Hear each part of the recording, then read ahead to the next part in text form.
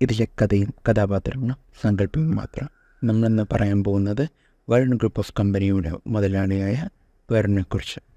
1990-നും 95-നും മധ്യേ പാലക്കാടിനും തൃശ്ശൂരിനും ബോർഡറായുള്ള സ്ഥലത്ത് ജനനം. അദ്ദേഹത്തിന് ചെറിയ പ്രായത്തിൽ അദ്ദേഹത്തിൻ്റെ അച്ഛൻ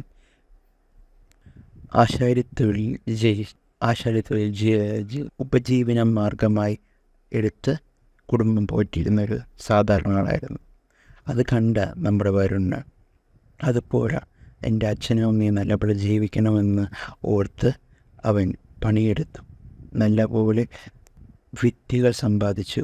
അത് കലാപരമായാണെങ്കിലും പഠനപരമായാണെങ്കിലും. അദ്ദേഹം ഒരുപാട് പുസ്തകങ്ങൾ വായിച്ചു. ഓൺലൈനിൽ പല റിസർച്ചുകൾ നടത്തി. അദ്ദേഹം കുറേ ആഗ്രഹങ്ങളുമായി അദ്ദേഹം പാലക്കാടിലേക്ക് യാത്രയായി. പാലക്കാട് അതിമനോഹരമായ ഒരു ഗ്രാമത്തിൽ അദ്ദേഹം താമസിച്ച് ജീവിതം ആരംഭിച്ചു. ബാക്കി കഥ അടുത്ത ഭാഗത്ത്.